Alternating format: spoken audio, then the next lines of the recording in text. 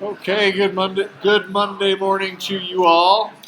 We're going to move on to chapter 20 today, where we're going to start talking about how you do reactions with benzene rings. We spent part of last week talking about the special stability you get from aromaticity. We talked about what that was. And now we're going to deal with how you start to do reactions with benzene. And the class of reactions we will talk about is called electrophilic aromatic substitution. So it's going to be a substitution reaction because we're going to replace a carbon-hydrogen bond on the benzene ring with a bond between carbon and something else. So the pattern for what we're going to talk about today, most of these reactions that we'll deal with follow this same theme. So just as with carbonyl chemistry, you learned a ton of different reactions, but actually it was only one or two mechanisms. We're going to see the same thing today. So we can use benzene as a nucleophile. Remember that you've got a low energy orbital that's filled, and then you have two equal in energy, higher energy orbitals, and it will be one of these two pairs of electrons that will do the reacting. It doesn't matter which, they're equal in energy. But the way we're going to show that is I'm just going to draw an electrophile here, and we're going to pretend that we don't care what the electrophile is. Pi electrons from benzene, doesn't matter which ones, will attack the electrophile. If you look at what happens there, what we'll have is an intermediate in which we formed a new bond between carbon and the electrophile, and then there is a positive charge on the other carbon that was involved in the pi bond that we used to attack the electrophile. And then you might expect this carbocationic intermediate to be unstable, and it is. It's resonance stabilized, but the big problem here is it's not aromatic. So you can imagine losing aromaticity here is very costly energetically. This is a high energy intermediate, so your electrophile needs to be really reactive. And so we're going to show you some electrophiles today that you haven't encountered before, but they're super electrophiles. Then the final step is downhill. You require a base, but it can be even a very weak base. You don't even have to worry about actually generally what this base is. We don't add a base to the reaction. Generally, it's a counter-ion or something. We'll remove this proton, electrons kick back down, and we reestablish aromaticity. And in the end, if you look at what we did, we swapped out a proton for our new functional group that we put on the benzene ring. Okay? So today we're going to talk about what these electrophiles are and how they influence reactivity of the benzene ring. We'll also talk about things you can do once you've installed something on a benzene ring. So example one of a reaction is aryl halogenation. That is, we're going to use Br2, and then it turns out we're going to need something else as well. And this is iron tribromide. This is just the iron tribromide is a Lewis acid. It's got an empty orbital on iron that can accept electrons. The effect of this reaction will be to put a bromo group on one of the carbons of the benzene ring. And let's look at what the electrophile is. So first, you have Br2, and you have lone pairs on Br2 that can coordinate with the metal. So this is the generating the electrophile part. And what we're going to draw here is going to be something that's kind of weird. If you follow the formal charge, the bromine that's now bonded to two things has to have a positive formal charge, and the iron will have a negative formal charge. It was neutral before, but we put electrons on it. In any case, what this does is it makes a super electrophilic bromine. You'll recall in 351 that you did reactions with an alkene attacking bromine, and there Br2 was sufficiently electrophilic, and the bromine-bromine antibonding orbital was low enough in energy that an alkene could attack it to make a new bond. And the reason this would work is, of course, that Br- was a good leaving group. Now, see what we're going to do here. You can imagine that if Br- is a good leaving group, that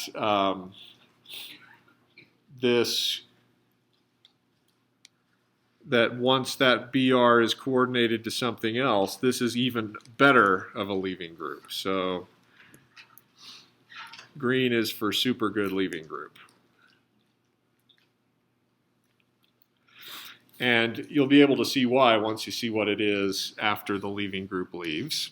So we'll now have the benzene ring attack the Br on the end there, and leaving group leaves. That gives us the intermediate in which we are no longer aromatic, and we have a positive charge adjacent to the carbon where the bromine was installed.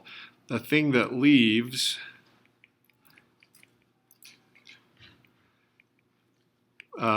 is FeBr4-, and that negative charge is likely shared by all of the bromines. And then finally, we can have some base, and it's probably a Br- somewhere, possibly from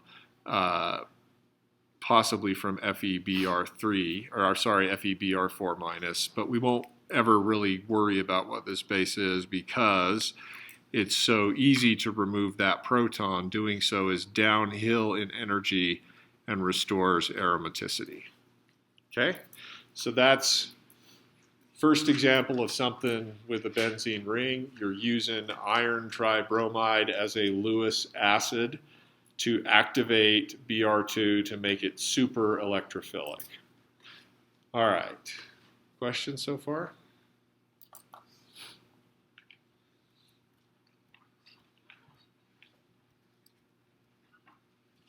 You can do this with chlorine too.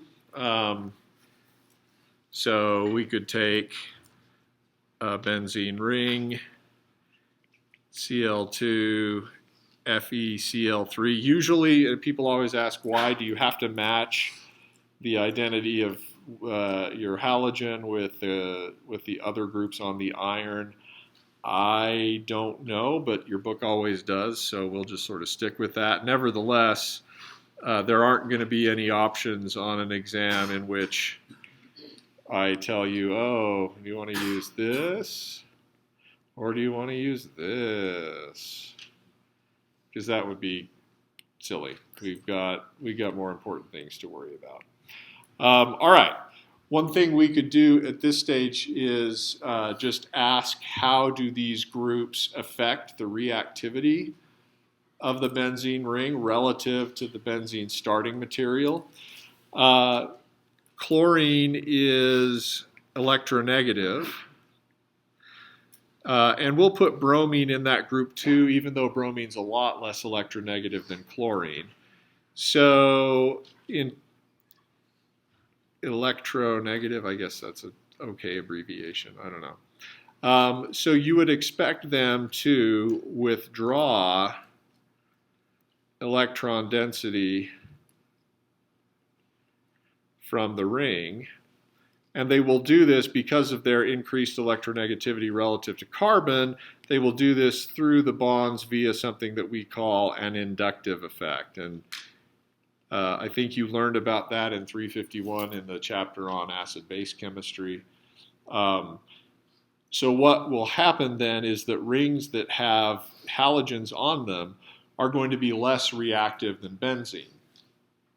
Now there's another issue that we'll talk about in a little bit, and that's the idea of if you already have something on a benzene ring, where does the next thing go? In addition to their ability to withdraw electron density by electronegativity, the other thing you have to notice about these halogens is you have lone pairs adjacent to the ring. And so these groups with lone pairs adjacent to the ring can be resonance donors. That's not going to matter in terms of benzene's reactivity. The electronegativity effect dominates for the halogens. These rings react, rings that already have halogens on them will react more slowly than benzene rings, but you do have this other resonance effect that we'll talk about in a little bit. Okay, other questions you want to ask at this stage? All right. So the next one that we're going to talk about is installing a nitro group. We call this aryl nitration. Your text will show you how to generate the electrophile here. I don't particularly care about that. The conditions for this reaction are using nitric acid in sulfuric acid. Usually when you mix nitric acid and sulfuric acid, you've got something that's called aqua regia, or fuming sulfuric acid. It's kind of a dangerous thing to do, so I've never done this reaction and wouldn't necessarily recommend it. But if you want to install a nitro group, that's how you do it. These conditions of nitric acid and sulfuric acid allow you to generate the following electrophile, NO2+. Your text will show you how to do that. It's really not hard, but it's sort of pointless, and we want to avoid unnecessary details. So if you want to know more about that, I'll refer you to the text.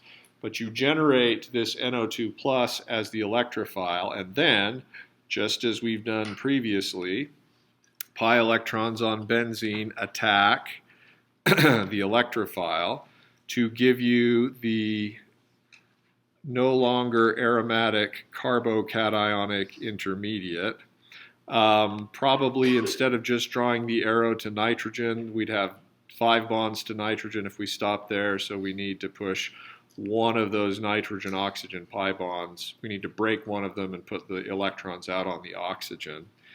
The nitro group that we've installed will look like this, and we'll have a positive charge on the adjacent carbon. Questions about that step so far, what we're doing there? Yes? Remind us something about it. So HNO3, and I'm only seeing 2 oxygens. HNO3, and you're only seeing 2 oxygens, yeah. So what happens, let's see, nitric acid is this. And with sulfuric acid, you put another proton there. That becomes a good leaving group. We kick those off, and that generates NO2. So that's where it goes. But we're not going to worry about that a lot. Other questions? This step here is not so very much different from carbonyl chemistry. You can think of this as, if you imagine this as a carbon-oxygen double bond, then having an electrophile attack at the electron-deficient carbon and breaking a pi bond would have made sense. Once you put the nitro group on, probably water is a sufficiently good base to remove the proton, and that gives you nitrobenzene. All right, so let's talk about the nitro group and what its effect is. I'm going to draw the Lewis structure of the nitro group so that you can see an important pattern here.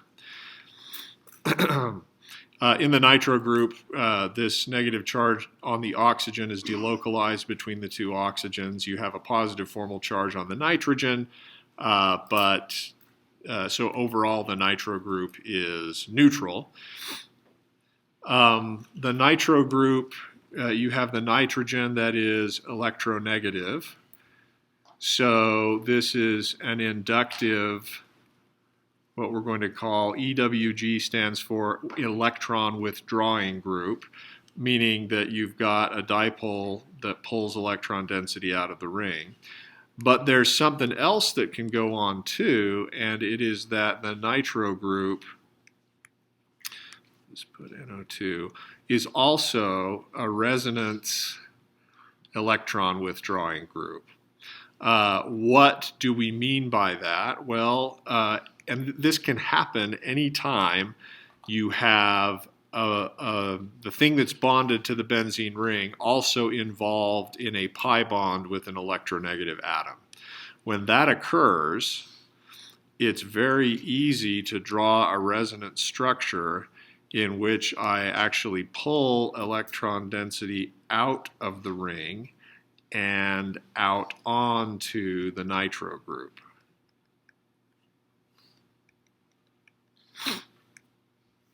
You see how we get from here to here? We simply take the some of the pi electrons from benzene, move them over to become a new pi bond between carbon and nitrogen. Nitrogen still bonded to four things, still has a positive formal charge, and then we break that pi bond and move it out onto the oxygen. Okay, so you would expect nitro to be a really good electron withdrawing group because it has both that effect, both in terms of resonance and through electronegativity. So nitrobenzene is less reactive than benzene.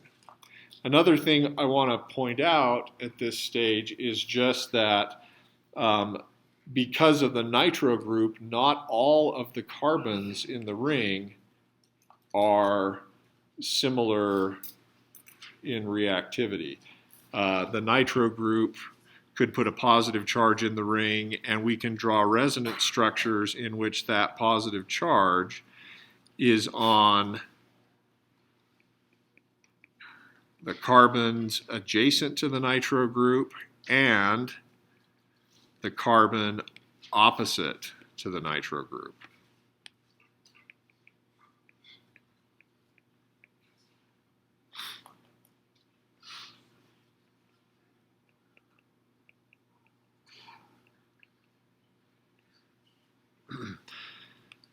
So, I'll highlight the carbons that are especially electron poor due to the presence of the nitro group. We will have a way of talking about these carbons that are adjacent to other groups. We'll call them ortho. So if you want to number around the ring 1, 2, 3, 4, 5, and 6, carbons 2 and 6 are called the ortho positions.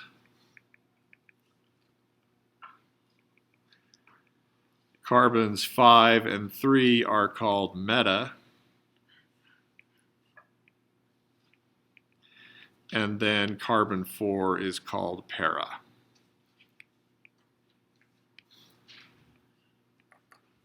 All right. And we'll use that a lot as we talk about benzene rings that have more than one thing on them. But for right now, I want you to see that because of the electron withdrawing nature of the nitro group, the ortho and para carbons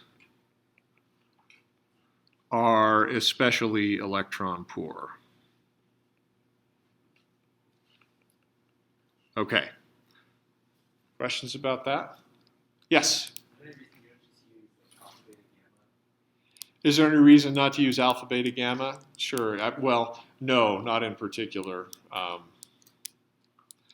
I don't know why they chose that. These are, I'm not sure whether the ortho, meta, and para are from the Latin or the Greek, but they mean something to somebody at some point. So, sorry. Sometimes nomenclature seems to have been designed to make things as unintelligible as possible. But if you think this is bad, just wait till biochemistry, where every protein has an acronym for a name, and then you have to. There's no rhyme or reason to that anyway. So anyway, what else? What other questions?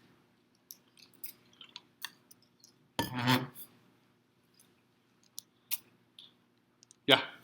So was the halogenated benzene, was that less reactive as well? Yeah, the halogenated benzene is going to be less reactive than benzene because of this inductive effect.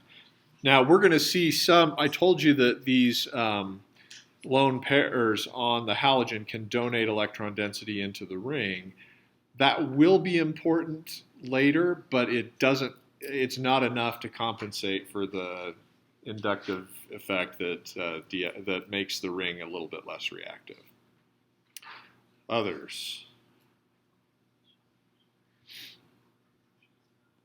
Fortunately, among the groups we will consider, it's only the halogens where the inductive effect offsets the resonance effect. Everything else sort of fits into a better or a simpler category. Okay. So right away, just with these two reactions, we can ask a question about what's called regioselectivity. The word regioisomer means constitutional isomer, but it's one word instead of two. And imagine that you start with nitrobenzene, and then imagine you do, let's say, the chlorination reaction. There are three possible regioisomers. You could have the chloro group ortho to the nitro. You could have the chloro meta to the nitro, or you could have the chloro group para to the nitro. Oops. And so the question is, which do we observe? Now, maybe you can make a prediction based on what I told you about the electron withdrawing nature of the nitro group. Which product or products do you think is favored here?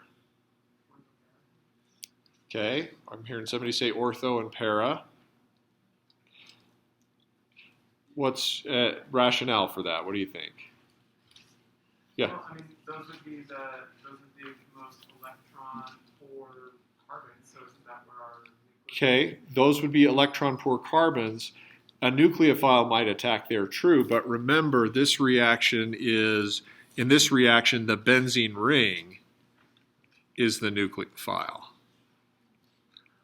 Right? So we're going to have pi electrons attack the chlorine. So that would suggest that you want probably not the least reactive carbons, right? If ortho and para have a substantial amount of partial positive charge on them, probably it's more effective to attack with the meta carbon. And we will see that to be true. This is the one that we observe as a product, and not this one or this one. Okay, so the idea here is that because the nitrobenzene is the nucleophile, likely it's the most electron-rich carbons that do the attacking, and ortho and para carbons are more electron-poor rather than rich. There's an go ahead. Is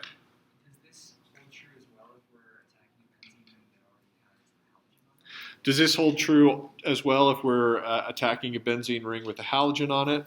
Stay tuned. We'll come back to that in a second. Yeah. Why can't one of the options be funcking on the same carbon as the two? Why can't one of the options be coming onto the same carbon as the NO2 group? Great question. The answer is that if you were to put the halogen on the same carbon as the NO2 group, remember before in our mechanism we've got this reestablish aromaticity by deprotonation. If you put another group on that carbon that's bonded to nitro, there's no proton to remove to do the elimination. You can't restore aromaticity. Okay. Yeah. Also, while we're dealing with ortho, meta, and para carbons, it turns out the carbon that's bonded to the group that's already there is called the ipso carbon. I don't know why, but so yeah, we don't do another substitution reaction on the ipso carbon because once you get to that point, there's no way to restore aromaticity through the deprotonation. Okay, yes? I don't get why the para carbon isn't the most reactive because it's the furthest away from like the nitrogen group. Okay, so the idea is why is the para carbon, the question is why is the para carbon not reactive? Because in terms of electronegativity, it's farthest away from the nitro group. The one answer to that is simply that resonance isn't as distant dependent as electronegativity is, and so even though this carbon is farther away, that positive charge that we're putting into the ring is shared pretty well evenly between these three carbons. So that's one explanation. The other is that the other is to consider the stability of the intermediate. So let's just draw an intermediate in which we had the chloro go on the para carbon, and then let's consider the intermediate where we had the chloro go on the meta carbon.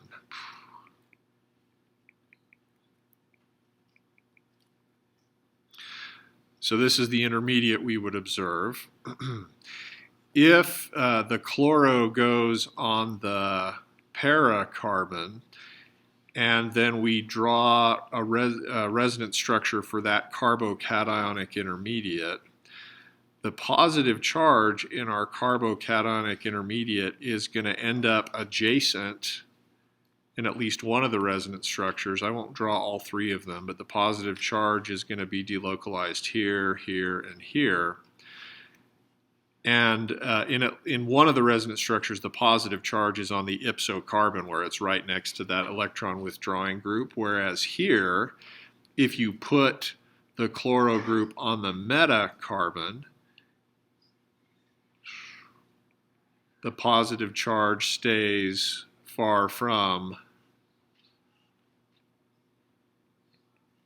at least, as far away as it can get from the nitro group. So part of the issue is about which carbons are electron poor, and because of resonance, it's ortho and para.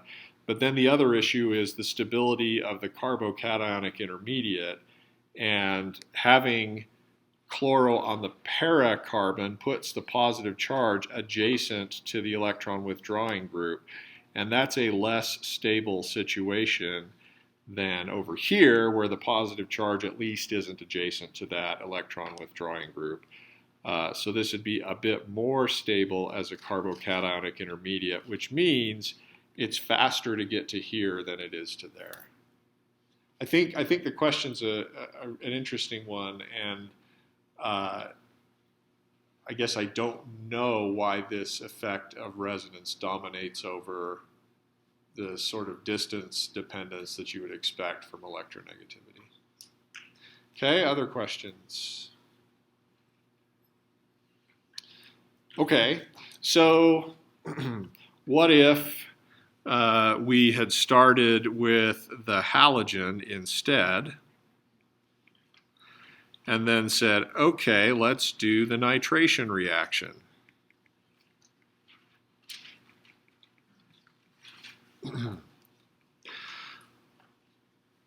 What are our options going to be? So I already told you that chloro and bromo are electron withdrawing groups via an inductive effect, but they are electron donating groups via a resonance effect because you have lone pairs on the chloro that you can, or the bromo that you can donate into the benzene ring. All right. We're going to see that for chloro and bromobenzene, the inductive effect dominates in terms of reactivity. That is, like I said before, it reacts slower than benzene, but in terms of regioselectivity, the resonance effect dominates. So what this means is that as we're considering where the nitro group goes, we have to consider what happens due to the lone pairs on the chloro. So let's just draw what we would expect the intermediate to be if we put the nitro group on the carbon, on the ortho carbon. Okay. Proton would be here, positive charge there. And let's contrast that with the meta carbon. And then I suppose I want to demonstrate that what's true for the ortho product is the same for the para product. So we'll just do that here by drawing both of them. I realize I've missed some double bonds here.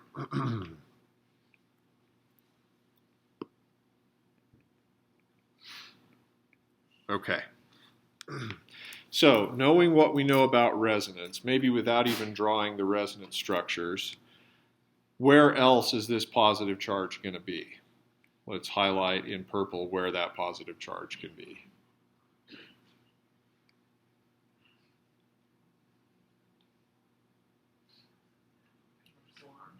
Where else? It can be here, right, if you move this pi bond over. And then it could also be here, right? Can you see how we get there? Go ahead. Which one is the ipso carbon relative to what? So yes, it's the ipso carbon for the chlorine, yeah. So with everything, if we speak in terms of everything referencing to positions where the chlorine was, then yeah, we have a positive charge in this intermediate on meta and ipso carbons. If we put the nitro group on the metacarbon, instead we have the positive charge on ortho and paracarbons. Notice if we put the nitro on the paracarbons, we have positive charge again on meta and ipso. This is what I meant by saying that ortho and para substitution give you a similar intermediate. It puts the positive charge on similar carbons. Now let's talk about which situation is better.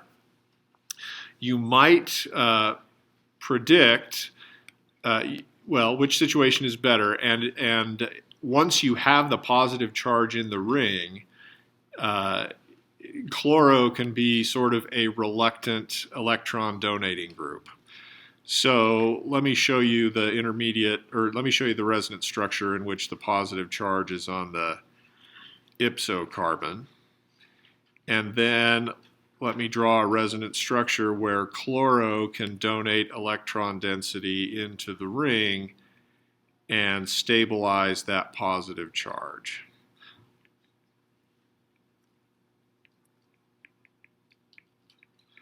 In contrast, and that can happen, that's true for the para intermediate as well, chloro can't stabilize the positive charge here because the positive charge is never adjacent to the chloro group. So we'll see that these intermediates where nitro is on the ortho carbon or the para-carbon are more stable due to the electron donating ability of the chloro group. And this is true for the bromo group as well. Okay? Now, I've found historically that the halogens are confusing to folks because you're told they're both electron withdrawing groups and electron donating groups via resonance, and so it's hard to know which one is more important. And the answer is, it depends on what your question is. If you want to know, does chlorobenzene react faster or slower than benzene, then the withdrawing inductive effect is most important. But if you want to know about regioselectivity, which products do you observe, the donating effect is more important. Okay? And the resonance donating effect is more important. Fortunately, for the rest of the groups we will encounter, we will see basically universally that electron withdrawing groups, especially those via resonance, direct subsequent reactions towards the meta carbon. We'll call these meta directors. Electron withdrawing groups via resonance and via an inductive effect are meta directors, except the halogens. That's the one exception. Okay? And we're going to see that electron donating groups via resonance or via an inductive effect are ortho and para directors, because those donating groups can stabilize the positive charge in the intermediate. All right, questions?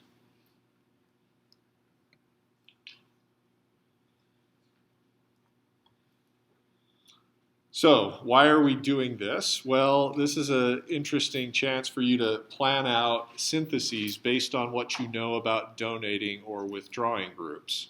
We're not quite ready to do that yet because we don't have enough groups yet to put on the benzene ring. We've done halogens and nitro groups so far. All right, other things you want to ask? Yeah. So is the nitro going to add like ortho and para in the same amount? Great question. Will the nitro, and I guess we didn't even draw what the products are. The favored products for this will be the nitro adding on the ortho and the para carbons. Will that happen in the same amount? Almost certainly not. There are 2 ortho carbons, whereas there's only 1 para carbon, so you have a statistical thing going on there that might favor ortho. You've got sterics that might favor para. In practice, you would observe a mixture of those 2, and likely they would be separable, and it's probably a case by case situation. So how do you deal with this in a synthesis? If you're planning a synthesis, I will allow you to use, depending on what you want to use in subsequent steps, you can use either the ortho or the para product. You can assume that they're separable. If I asked you which of the following are products of this reaction, it would be both of these, unless I only showed one of them as an option, in which case you just choose the one. I don't know if that answers the question. Anything you want to ask follow-up? Yeah. Does the strength of the group matter? Does the strength of the group matter? Meaning, is one group a better donor than another? Yeah, that will matter, and we'll come back to that in a little bit. We need to get a few more groups present because we are going to talk about what happens when you start a reaction that already has 2 things on a benzene ring. Yeah. Okay, others? All right. There's kind of a cute little reaction that turns the nitro group into an electron donating group, and so it's useful to know. The mechanism you're not responsible for at all. I don't know what the mechanism is. The conditions are you use hydrogen and then you use palladium on carbon. and that will reduce the nitro group to an amino group.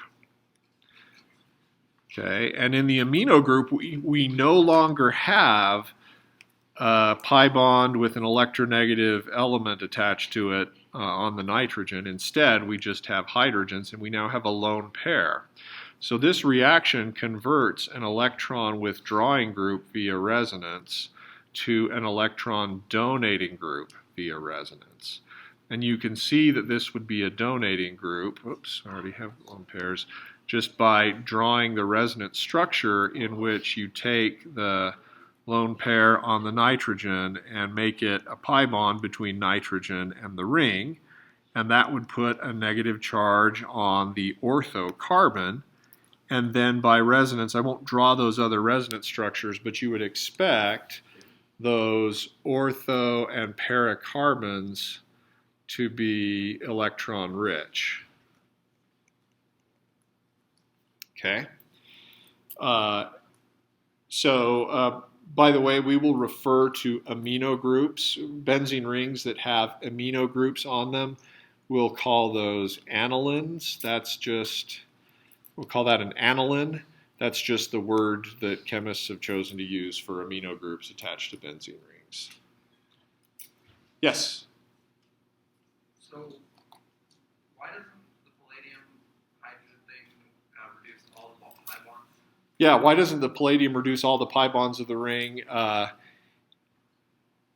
The ring remains intact, or rather the pi bonds in the ring remains intact because of aromaticity. We didn't talk about this, but in chapter 19 about aromaticity, they used energies of hydration to show you how much more stable a benzene ring is than just a regular pi bond. And aromaticity makes the pi electrons of the benzene ring not very reactive to being reduced. Okay, what else? So let's talk consequences of changing the nitro group to the amino group. Excuse me. If you now start with the aniline and try to do the chlorination reaction or the bromination reaction, poor bromine, we haven't done enough with bromine, he's feeling bad, so let's give that a try.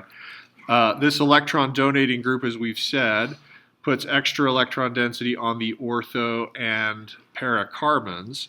So you would expect the main product here to be ortho substitution or para substitution. Either of those are products.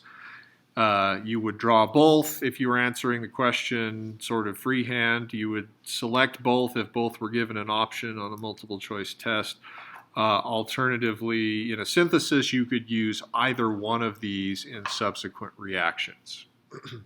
The reason, again, that ortho and para are favored is because if you, and I'm just going to show the ortho intermediate, if you put the bromo group, oh, wait a minute. Sorry. How long were you guys going to let me do that? Okay, if you put the bromo on the para carbon, the positive charge in one of the resonant structures can be adjacent to the amino group, which can act as an electron donor. Oh, golly.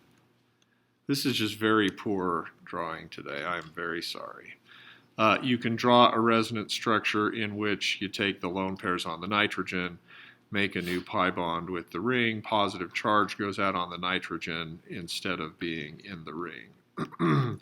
So this regioisomer goes through a carbocationic intermediate that's more stable. And therefore you see therefore you see ortho and para substitution products instead of meta products here. Sorry, I'm having to clear my throat so much today. That's obnoxious. My son Adam has taken to like clearing his throat in a way to try to suggest to me that I should be doing something like. And I'm like, I just pretend ignorance because clearing one's throat is a passive-aggressive way to communicate to somebody that you want them to do something, I guess. All right, so other questions?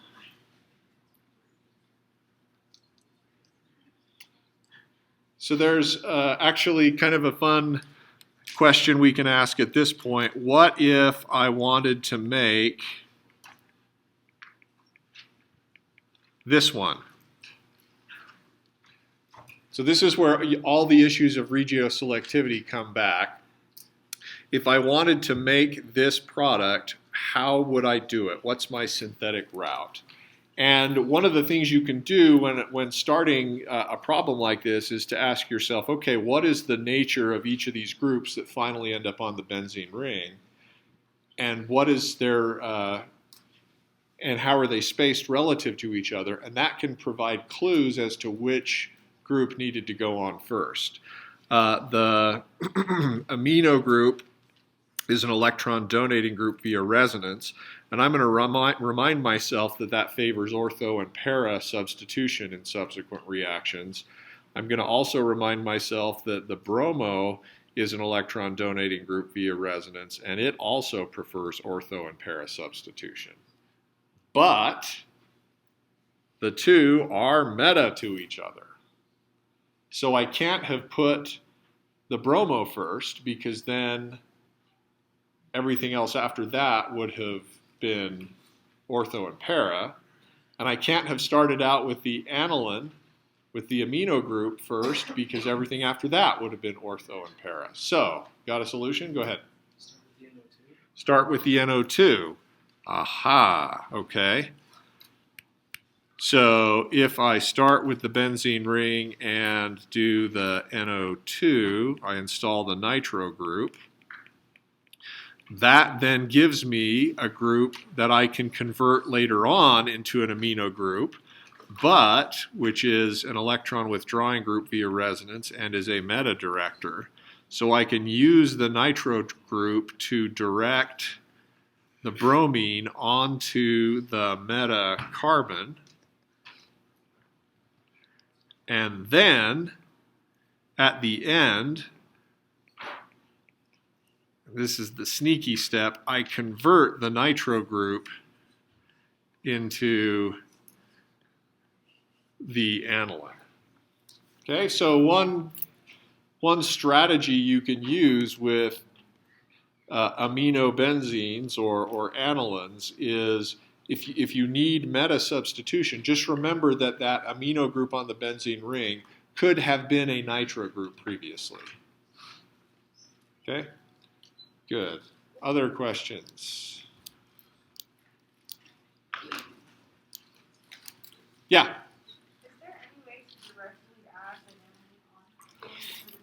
Is there any way to directly add the aniline onto the benzene? Yes, though we're not going to really learn it.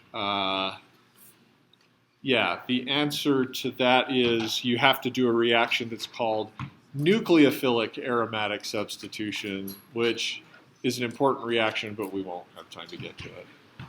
Okay, see you Wednesday.